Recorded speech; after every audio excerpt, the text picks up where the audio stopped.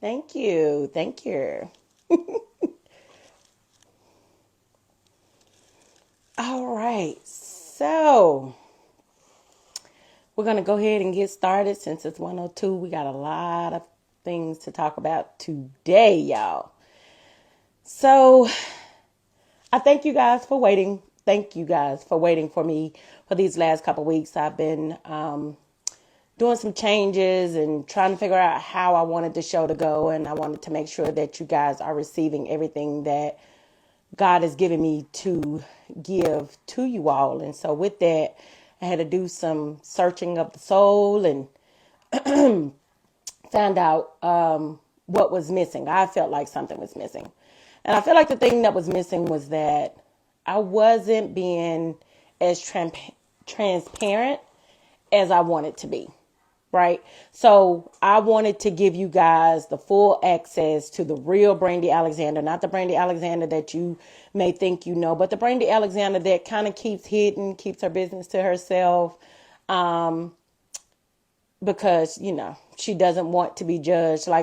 And to give you all a perspective from my point of view so that you all could receive it. And hopefully, if you know someone or if you're going through it yourself, you're able to use me as an example or kind of take from what I've said or what I've been through or how I dealt with it and come to your own conclusion. Because at the end of this, we want to be healthier, right? We want to be healed. And so in order to get to that healing state, we got to go through all of this traumatic state. And it's a lot. It is a lot, especially when you step into my world.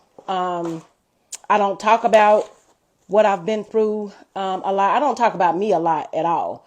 My focus is usually on everyone else that I love and hopefully helping them to be the better version of what I would have liked to have been at the time or in the place that they're in.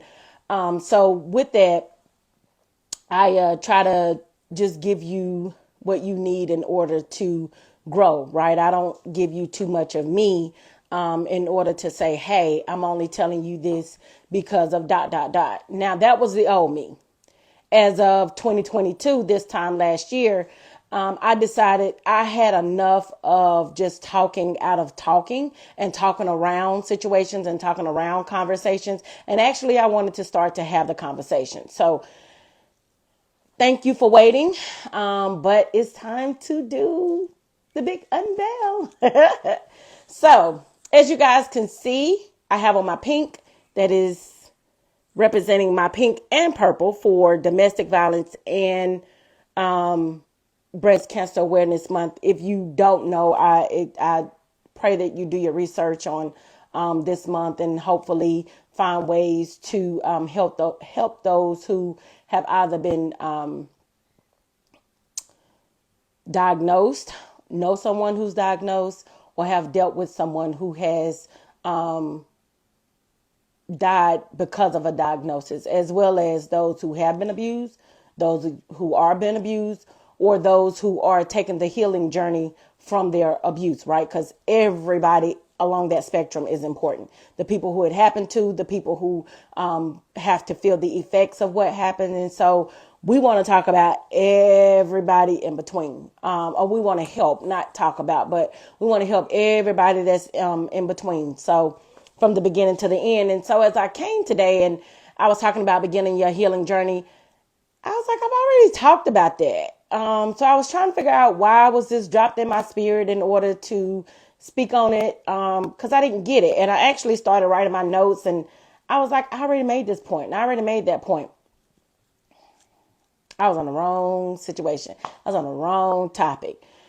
I was supposed to be on the healing journey, but we're going to take the healing journey from a different perspective. We're going to talk about it from a domestic violence and a breast cancer awareness standpoint. Again, if you've never gone through it or you've never had that scare, I don't recommend trying to figure out what it's about.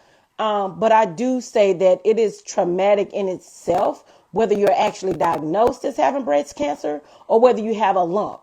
And the process after that is even more traumatic. Like What do you do after? How do you take care of yourself? How do you not, go through the same situation over and over again? And so one thing I love about October and the fact that it celebrates two very traumatic situations is that those situations collide in the way that it affects those around you and you.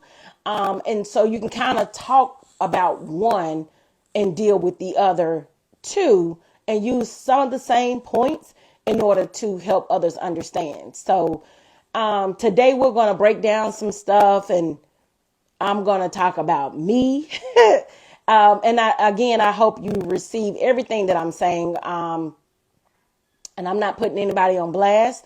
This is not what I'm trying to do. I'm not trying to, make anybody look bad. I'm just owning my truth. And if you can't respect that, or you feel like, I'm offending you, then it's not my problem to make you feel better. It's your problem to fix whatever is making you feel the way that you're feeling, right? So one thing that I've learned is that, we continue to try to make people happy and try to make them feel better about what they did to us. But in actuality, was that their motive when they were doing what they were doing? I don't think so. So, also something that's new. I don't know for you guys that's on Instagram, if you're able to see, now you're able to come into my room and actually have a conversation with me. So I am asking that if you have a question, if you can't get it in the chat fast enough, or you want to get on the screen and say some things, please go into the, I forgot what it's called. But you can go in and request that I allow you to be on the show with me. And if you just want to use that to ask your question or have a quick conversation, that's fine. Just let me know that that's what you want to do. Maybe do a hand, raise your hand and let me know that you're coming in so that I can make sure that I let you in, and let's have that conversation. All right. So just some things I want to make you aware of. And guys, if you see me pulling on this shirt, you see this microphone is like right up at my mouth. I mean, I'm not a very tall person. I'm 5'2". And so between the neck and the head and the mic is giving a lot. But anyway, so I want to just first hit on some statistics that may shock you, may not. Maybe you've done your research, maybe you haven't. But we're going to talk about it today. Okay. So I went on and I looked at the National Coalition Against Domestic Violence, right? 1 in 3 women, 1 in 4 men, have been physically abused.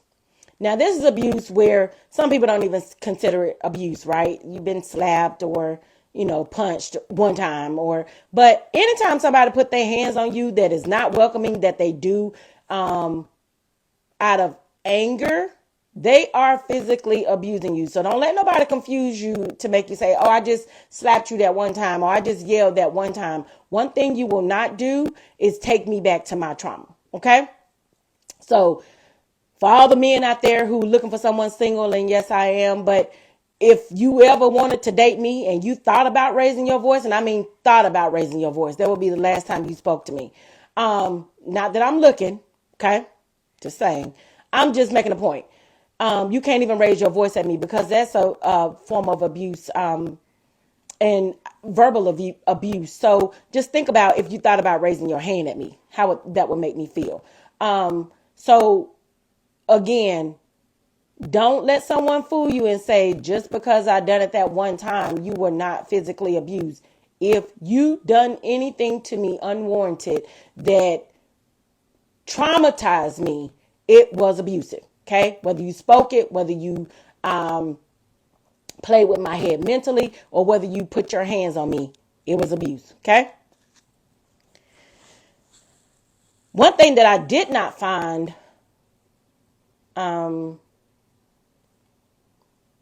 what's the word I'm looking for? One thing that I did not find, that I wasn't aware of or didn't think to be true, was that Black women are the most abused of any ethnicity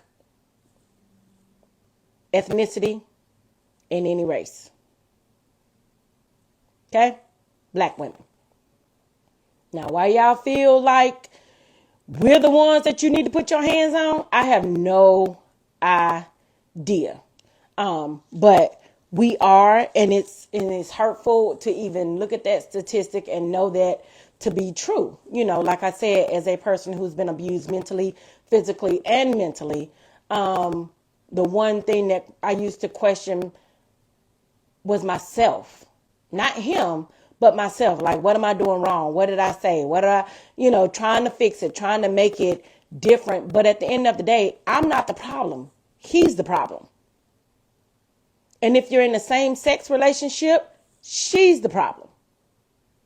So it's not up to you to change them. It's up to them to change them. And I would love to tell you that the first time I was abused by my ex-husband, I didn't think, I thought that would be the last time. It only takes one time. Okay? Or he could change. He couldn't change because his demons that he was dealing with wouldn't allow him to change. And I couldn't leave because the fear that had been put inside of me, or from not just him, but things that I had already dealt with, made me stay. Okay. So just want to put that out there. I don't understand why. I don't understand why we intimidate people to make them think that we need to be beaten into a submissive form. I don't get that. We as women carry a lot, but we as black women carry a heck of a lot more.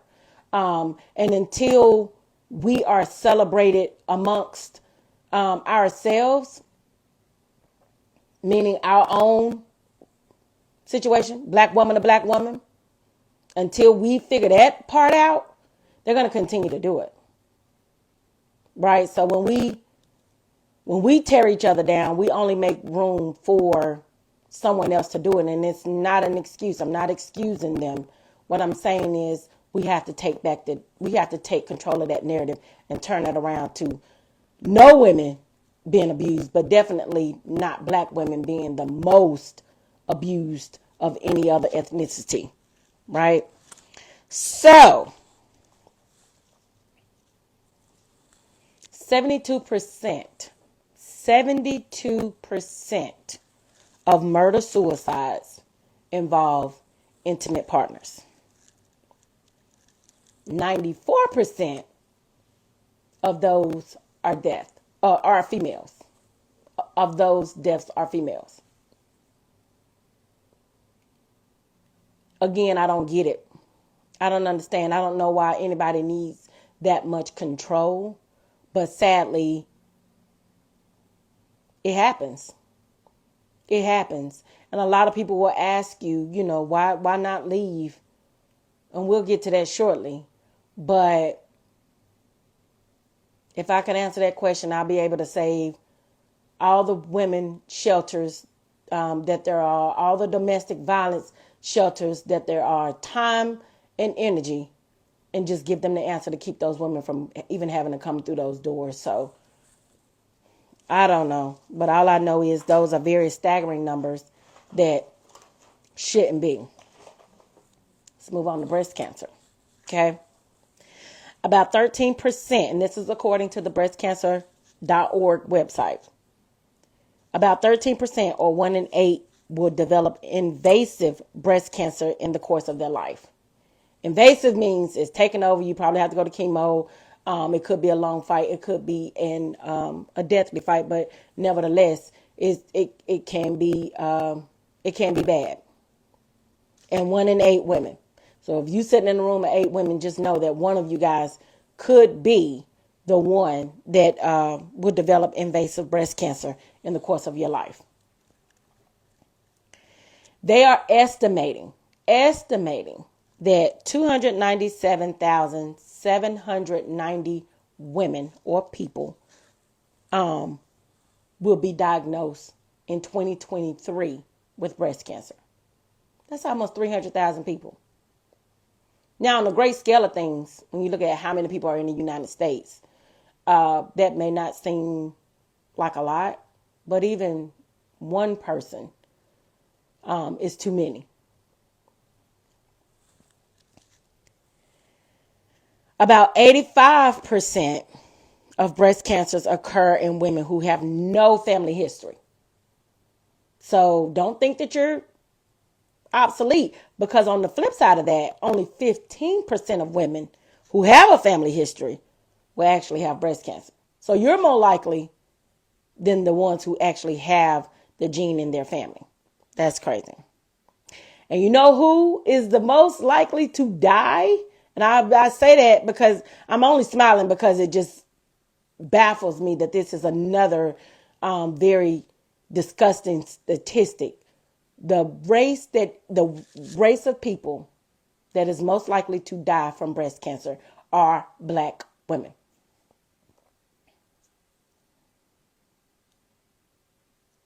Die. That is crazy.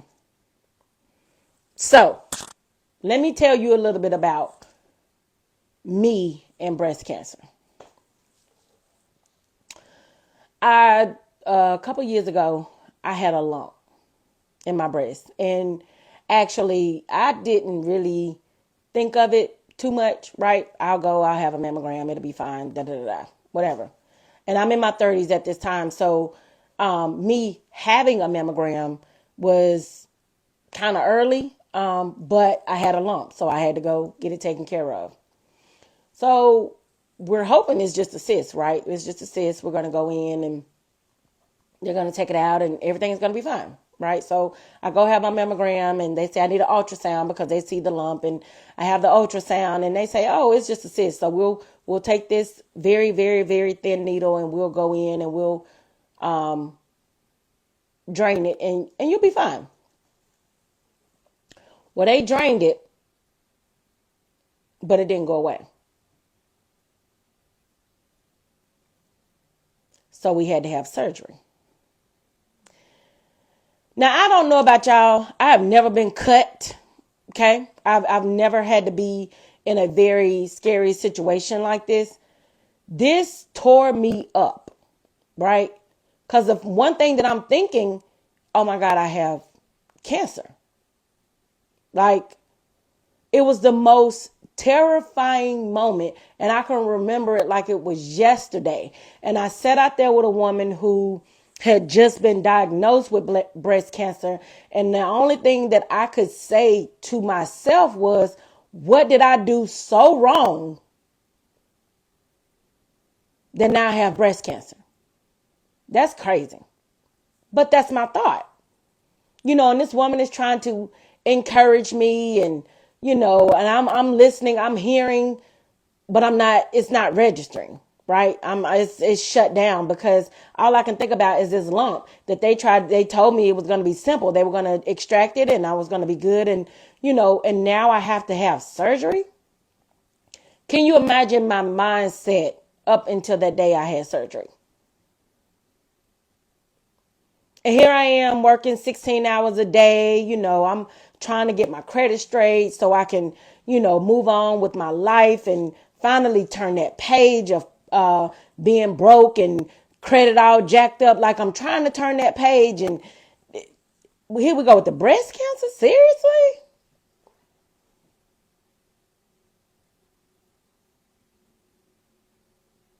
So I go in, I have it removed, and thank God it was negative. But can you imagine the traumatic effects that could have on a person? Because I couldn't at the time. Before I went into that mammogram, and everybody was telling me it's a cyst, it's a cyst, it's a cyst, it happens. And then for that radiologist or whomever he was, I don't even know what his title was, but to tell me, yeah, that didn't work, Ms. Alexander, so we have to have surgery. What? And then after I have surgery, I have to go back to find out what the results are? as a person who has been crippled by what others thought of me and the way I looked, and now you telling me in my mind, right? I done concocted up this whole conversation in my mind that this man didn't even tell me, but now you're telling me you're gonna cut my breast off? Like, and now I gotta deal with that. So it was just a lot that goes on in my mind. But just think of the women who actually come out and is positive. And just think about those numbers that I gave you. And think about the ethnic the race of that person and them being black. And how in a black family that hurts. Because for a lot of you who don't know, the black woman in the households that I know of, right, were the ones who took care of the households. So imagine when she's taken from the equation. What does that do to the family? What if they're children?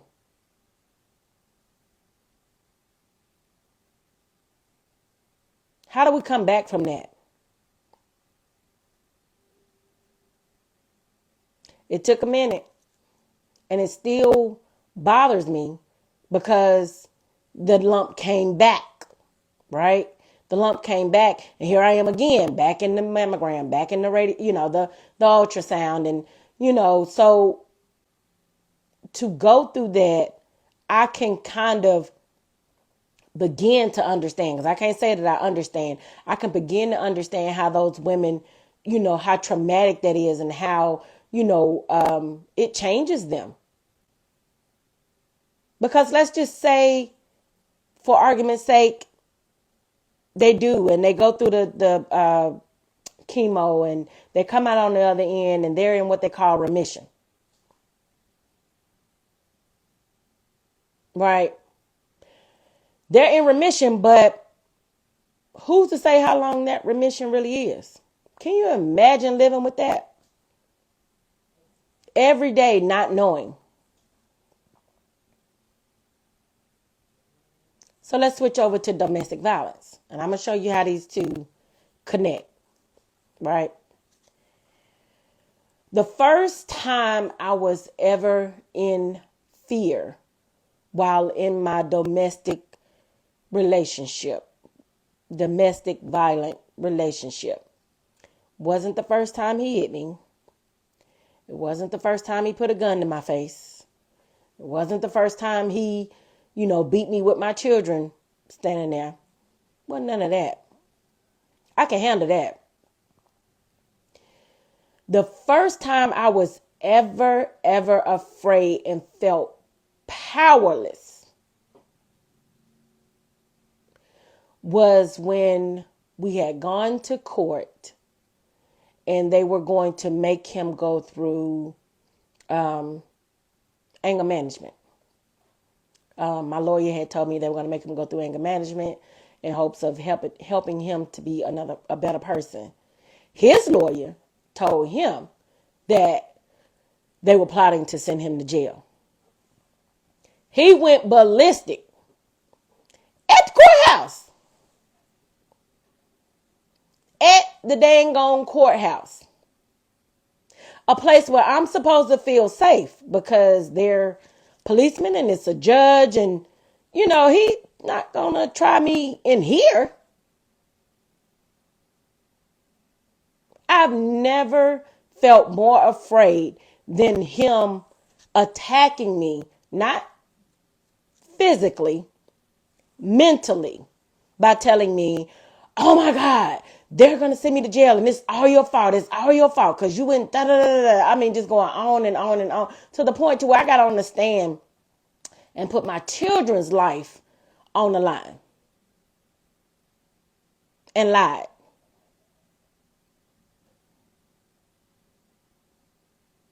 Let that sink in for a moment.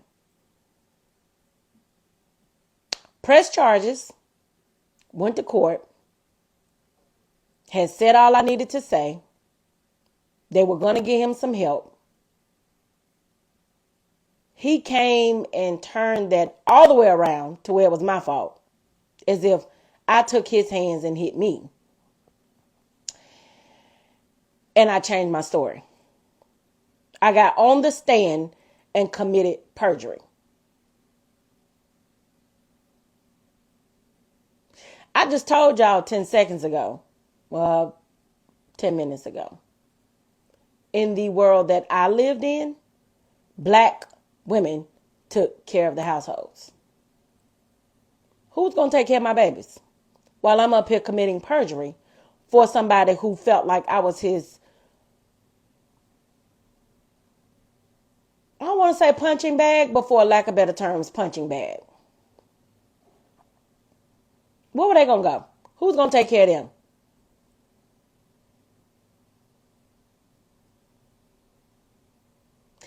That was a fear that stuck with me for a while. And I felt like if he could attack me in that place, I wasn't safe anywhere. Nothing nobody could do. No one can help me. Y'all, that's crazy. Powerless. So when it happened again, I took it. What's the point in calling police? When it happened again, I took it. What's the point in calling the police? Now I got to a point to where I fought back. Now let's not get it twisted in thinking that, I was just in a corner getting my butt beat. But my mind was so warped and so confused and so beaten itself that what I was hitting back with wasn't even making a difference. Wasn't changing anything. It was just making the situation worse.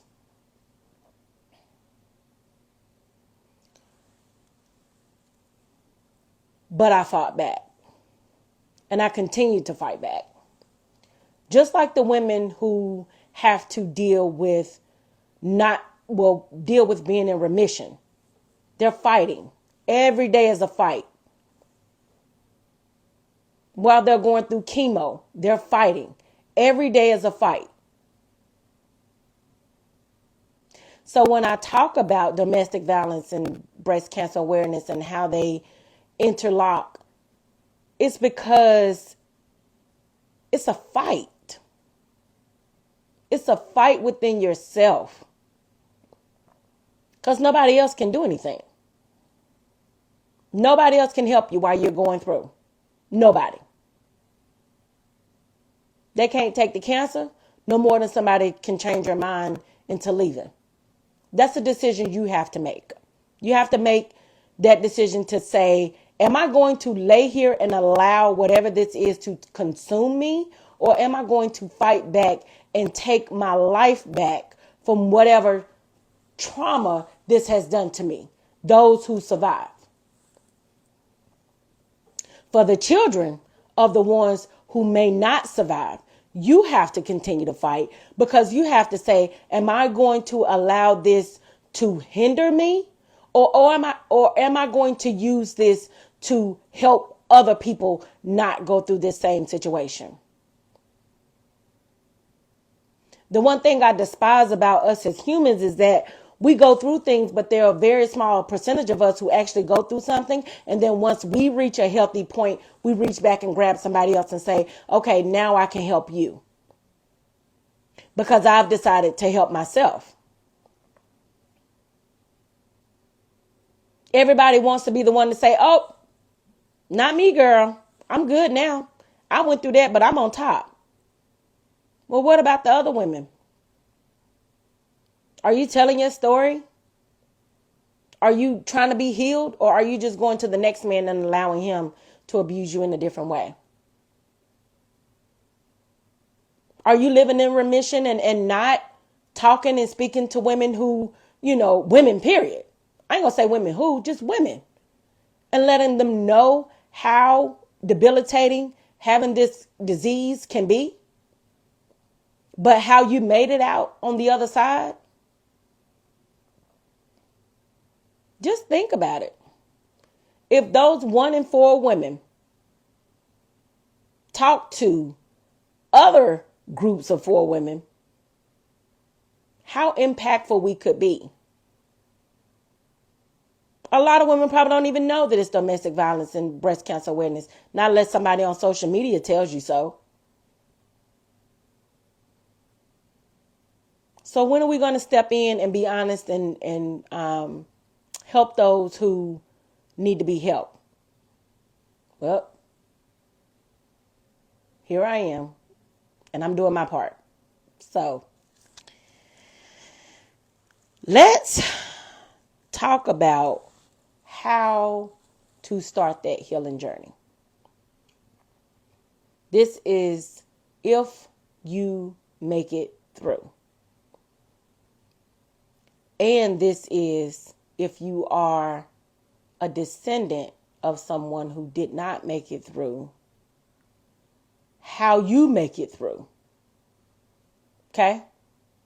Because again, I told you, everyone is affected. It's not just the person who is dealing with it. It's everybody who's connected to that person. So the people who are connected, how are you going to begin your healing journey? And the people who survive, how are you going to begin your healing journey?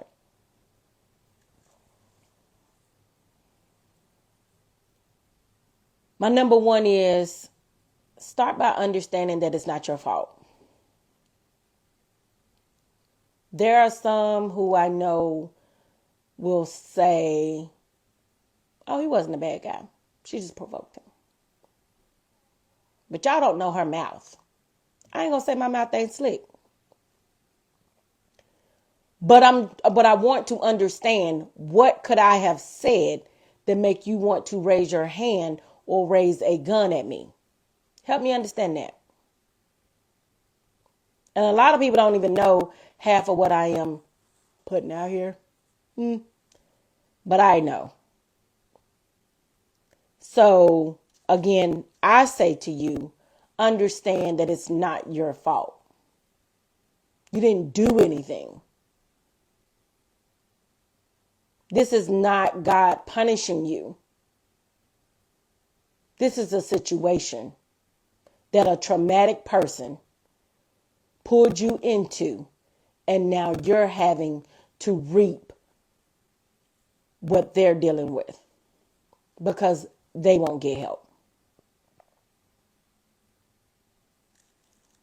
Number 2, give yourself time to grieve. If you're in remission, grieve that cancer, that chemo therapy that you had to go through. Grieve that whole process. If you're a survivor of abuse, grieve that toxic relationship, that abusive relationship. If you're tied to them in any kind of way and they did not make it, grieve them in such a way to where on the other side, you come out healthier than you were before. And there are steps to grieving. Okay? I'm not telling you to get over it. I'm telling you to allow yourself to grieve. Give yourself grace. It's going to take time. I did not come straight out of my domestic violent relationship into a healing journey. When I started this journey in 2022, I did not think there was any way on God's green earth I was going to be able to stay in this mindset of getting to a healed place. I felt like all that I had and all that I was tied to that very toxic relationship. I had told myself that I didn't want to have certain things in life. A marriage being one of them. A relationship being another. Because what was the point? I had told myself that, it is what it is. I'm all right. But inside, I was filled with so much anger, I couldn't even see straight, to be honest. It wasn't until last year when I was I was summoned by my higher power to tell my story. And I wrote it in a poem. And you guys can read the poem whenever I decide to release it. But in the meantime, it was a great poem. It was very inspiring to myself and to other women. And that was when I felt like when I stood up there on that stage and I read that story and I wore this exact hoodie, I decided my life was my own. And I was not going to allow anybody or anything to ever in life take that away from me. That was the start of my healing journey. But I had to grieve that process. Something I had only done 2 parts of the grieving process. Denial. Okay. At first I denied it. I wasn't abused. I wasn't really abused. I mean, we had fights. I mean, he did do this and I was in denial. Then I was angry. Oh, this clown had the audacity to put his hands on me.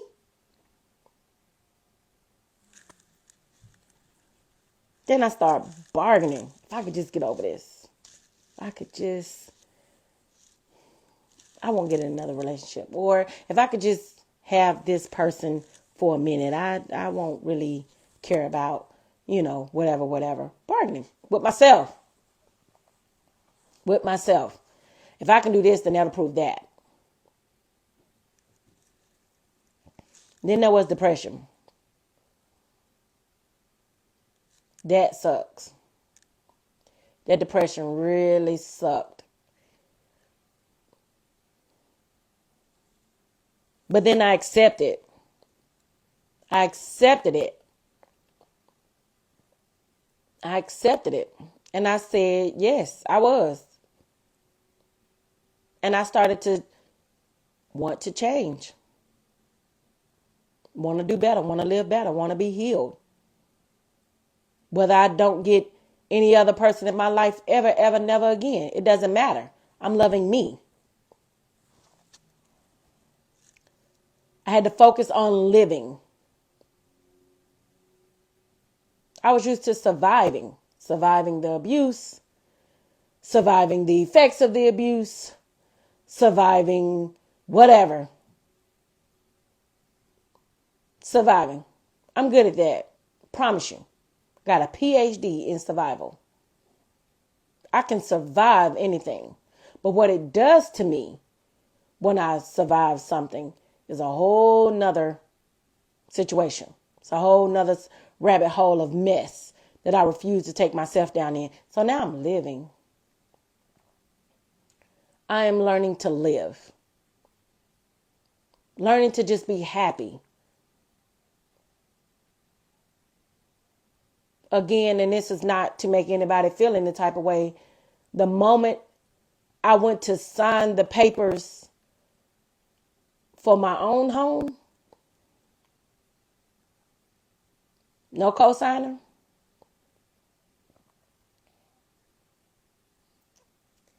Whew. All I can say is that was my time to say I've done it. I didn't need anything or anyone to validate me. I just needed to love me and I could accomplish anything. I went to the dealership. I was able to go to the dealership and tell the dealership what I wanted. Not you looked at my credit and you taking me over here and you taking me over there. No, Miss Alexander, what do you want? Because you can get this 2020. Because this was 2020 when I bought my car. You can get this 2020. I already had my approval papers before I even went to the dealership. I knew what I could get. And it was anything on that dealership that I wanted. On that car lot, I'm sorry, that I wanted.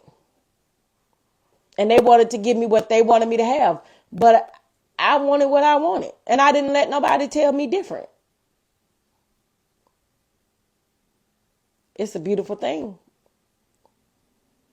And again, I'm not saying that because of bragging, but I am bragging on myself because I decided to take the healing journey.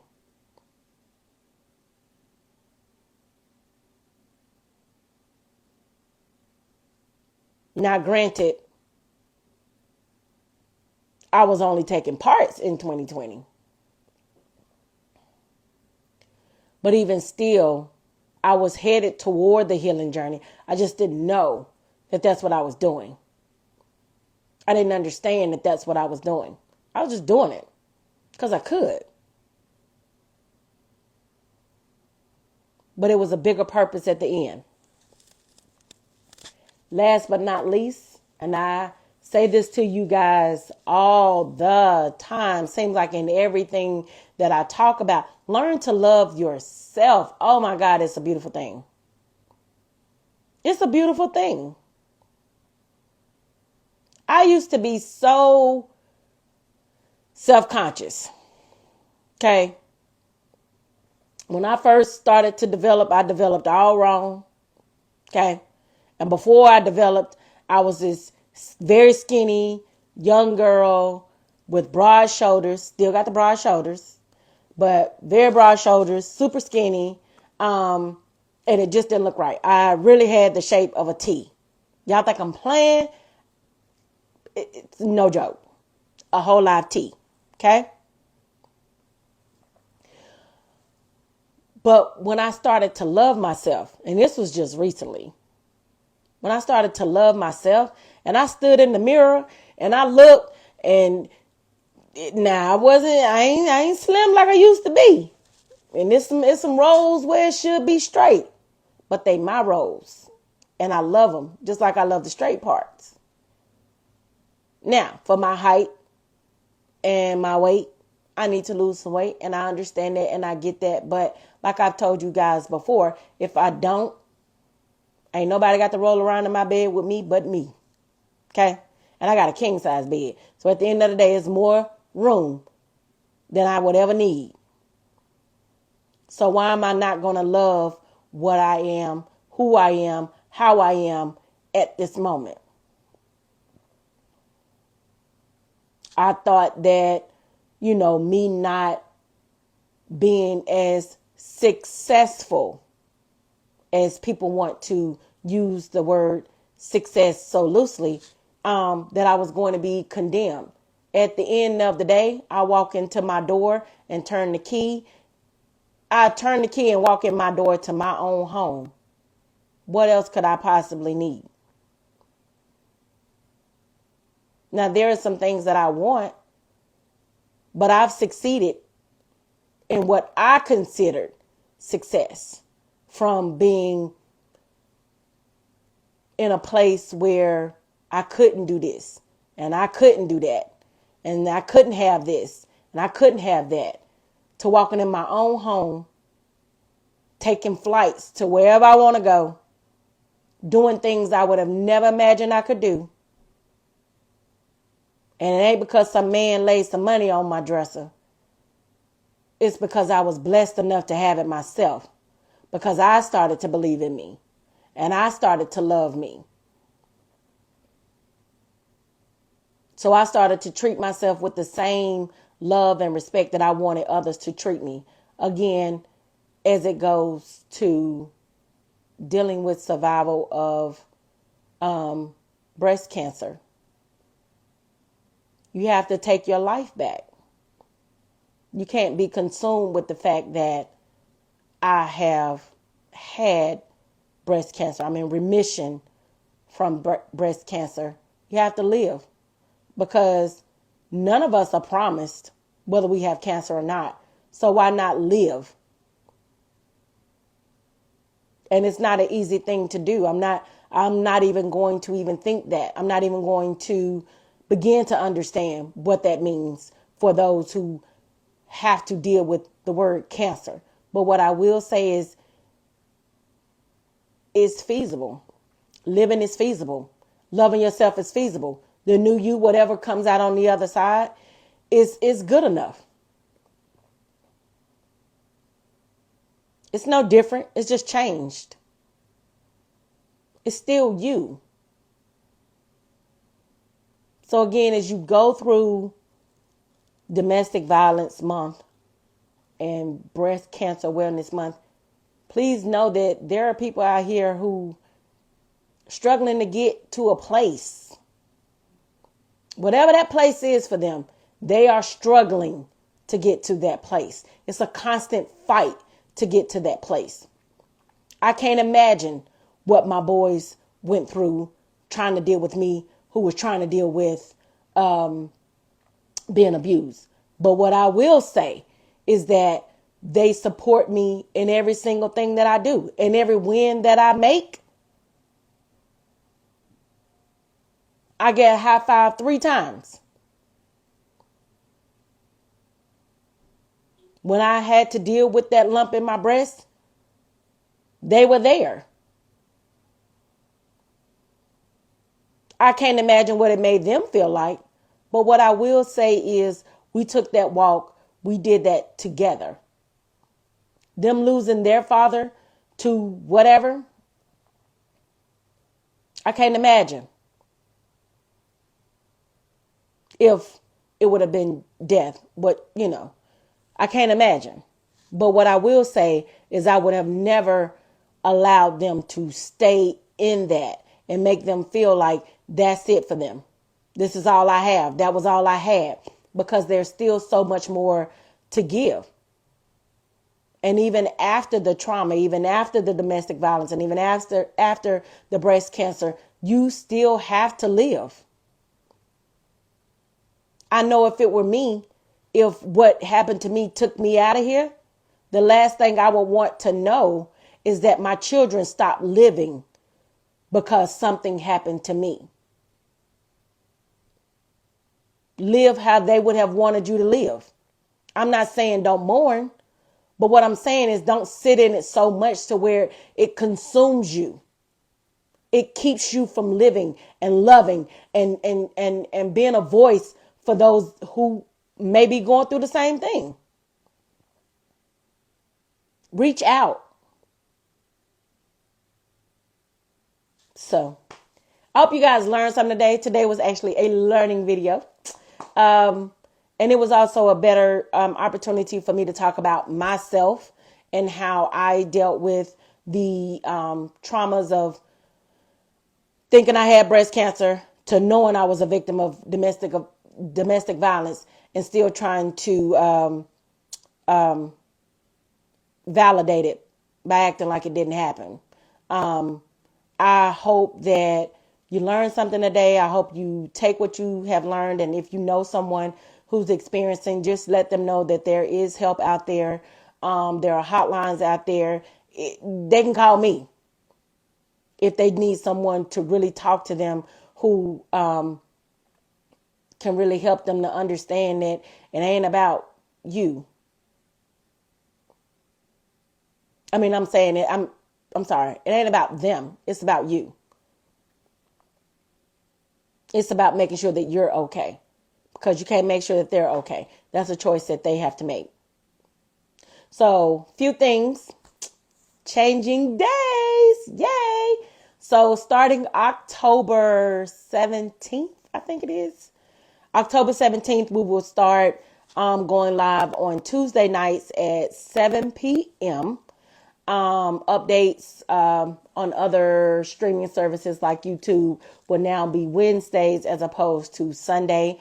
I have some things going on, so I have to change today from Saturday to Tuesday. I'm sorry for any inconvenience, but I'm hoping that more people are able to join because they're getting off work, they're getting home, and maybe they want to sit and have a conversation with me. So I'm hoping that it actually helps the show and more people who need to hear it can hear it. But I'm also doing what I need to do for myself. So I hope that you're able to join me. Also, again, we're going to be changing some things to where you can just come on in and have a conversation. And I hope that you don't get so afraid by what you think others are going to think, because it doesn't matter at the end of the day.